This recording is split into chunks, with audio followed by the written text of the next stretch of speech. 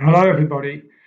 Welcome to the second in a series of webinars that we're doing at Robertson Cooper to try and provide people with some help and support to navigate well-being issues through what is obviously a very difficult time for individuals, for businesses, for families, and so on.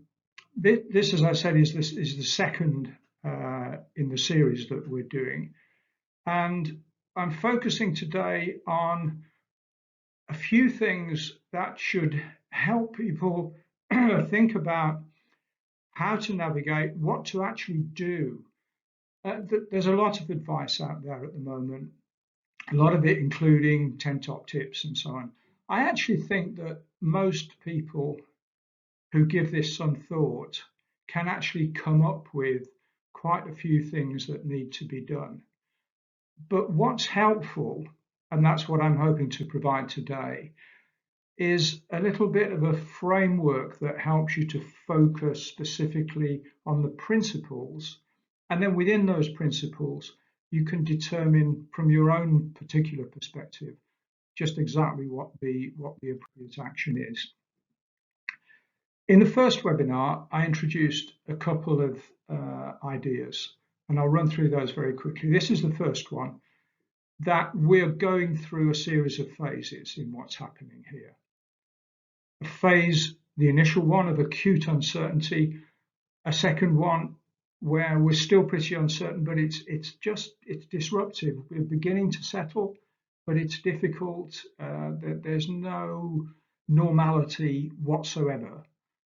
Both of those two phases are quite high in terms of emotional impact on people. I'll come back to that later. The third phase is where things are settling a bit and we're beginning to adapt, and there's beginning to be a bit of a glimpse of what the new normal will be like, and there is beginning to be an almost settled way of working. And then eventually, when we come out of this, we get into what I'm referring to there as the new normal phase. The second idea that I introduced, where are we now? Probably most people, phase one, phase two. I think very few people have made it yet as far as phase three, but you know there will be a spread. Certainly, nobody is back to normality at the time when I'm presenting this, anyway. The second idea I introduced was about science-led ways of focusing and improving on well-being.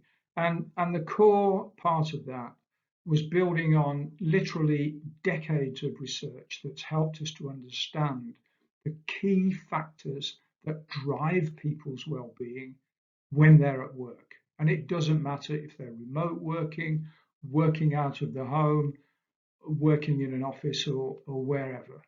And there the factors are there: resources and communication control, workload, job security and change, work relationships, and the job conditions that people work under. And those factors don't change whether we're in a pandemic, as we are now, or whether it's normal. They're still always the key things. What happens is that those factors themselves become out of balance. So at the moment, think about people's levels of control. Probably for most people, they're experiencing some challenge to the degree of control that they can have about how they go about their work. So that framework, which, as I said, I introduced in the first webinar, go back and have a look at that if it's not really familiar to you. That framework is important, and what it can do is help us to decide where to focus in these phases. Just before I go on to talk about what to do within each of the different phases, I just need to take a slight excursion and say, I keep talking about well-being. What on earth do I mean by well-being? There are three elements to that at the very highest level of thinking about it. The first is our well-being is better when we're in situations of low stress. That is not the same as low pressure. Pressure, challenge, demands, they're all healthy in the workplace. Think about when you feel at your best at work. I don't think it's when you're sitting with nothing to do. It's when you will have achieved something that was challenging, that was worth achieving.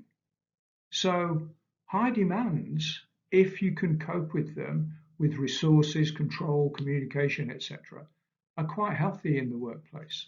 Actually, they're more than healthy, they're important. The best jobs are the jobs where demand is high, but also resources, control, support, and all those other things are also high to help you to deliver on the demands. Well-being itself, what's that about? Well, two parts. The first is the obvious one, feeling good. So it's about having positive emotions. It's about feeling happy, if you like.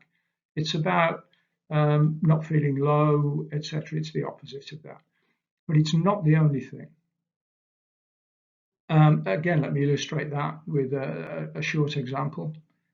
Would you now like to be on a yacht, sitting in the middle of the Mediterranean somewhere? Something nice to drink at hand, something nice to eat, some good friends, family with you? Probably yes. Certainly at the moment I would. Okay, could you do that for a couple of weeks? Almost everybody will say yes. Could you do it for a month, 3 months, 6 months, 2 years? Eventually, everybody will say, oh, hold on, no, I don't just want to do that. Why not? Why not? Because it's important to have some purpose, to have some meaning, to be able to achieve something. So those are the key components of well-being, the positive emotion and the sense of purpose. And in a context of high demand, high support, that's when people's jobs are healthy, when their working life is healthy. And again, it doesn't matter if they're working under the current circumstances of the pandemic or under normal circumstances. So, where to focus and what to do with these phases? Now, phase one, the acute uncertainty phase, high emotion, etc., people not really understanding what to do, how to work within that phase. Maybe quite a number of people are maybe through that, but probably quite a few still aren't. Focusing the attention in those phases on two aspects of those 6 essential pressures, I think, is going to be really important.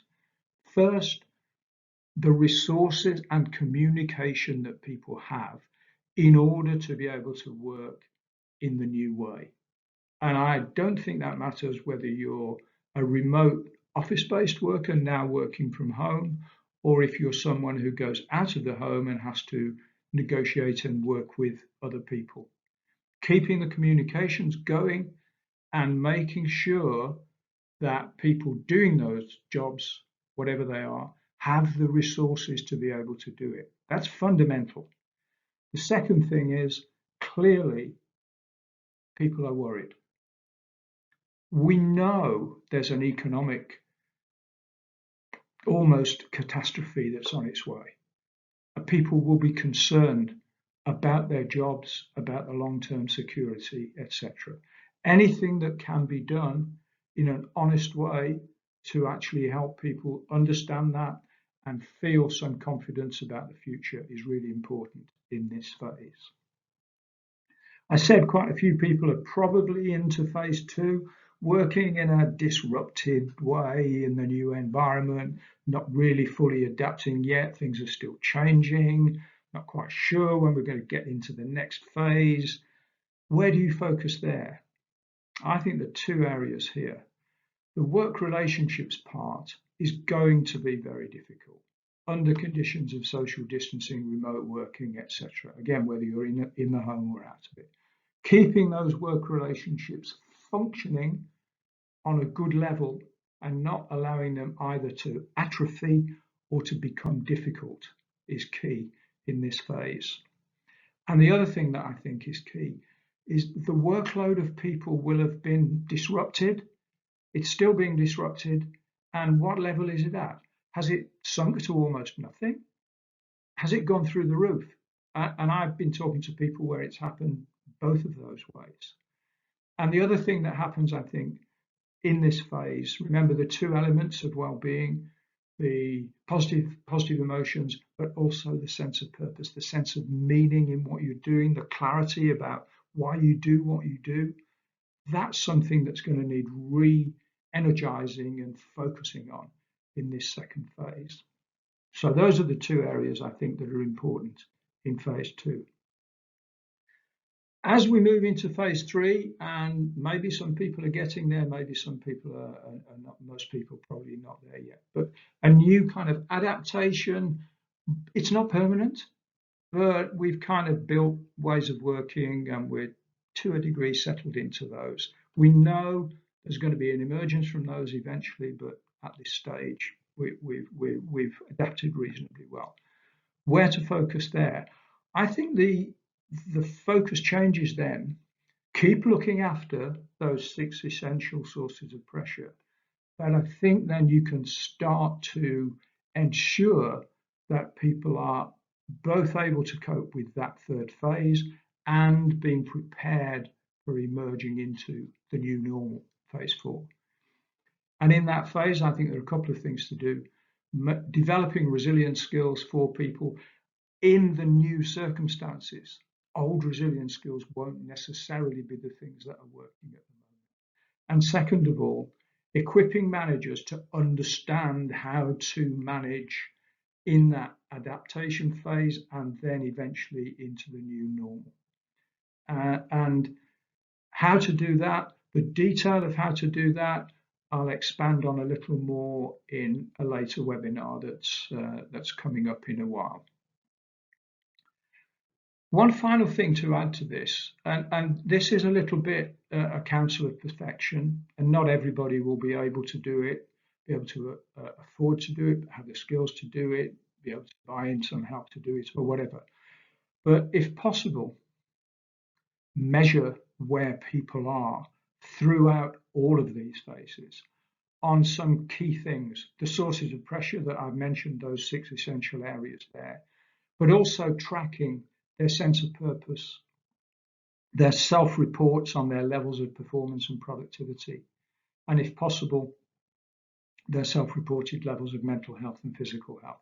Now, like I said, not everybody will be able to do that. It is a bit of a counsel of perfection, but if you want to be best equipped to make it through this pandemic and come out the other side in really good shape, I think repeated measurement and tracking and monitoring of where everyone is actually quite important. And if you can do it, it's really worth doing.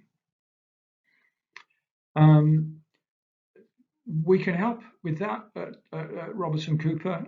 We can help with the measurement. We can help with resilience and manager development in phase 3. This is not, the whole thing is not an advert for us, but I have to mention the fact that we can help. If you want to get in touch, then please do. I hope that's been of value and of help, and given some ideas about where to focus and how to navigate these different phases. And I'll be back in a while with some more help and some more advice. In the meantime, stay safe and try to find some enjoyment somewhere in what's going on at the moment.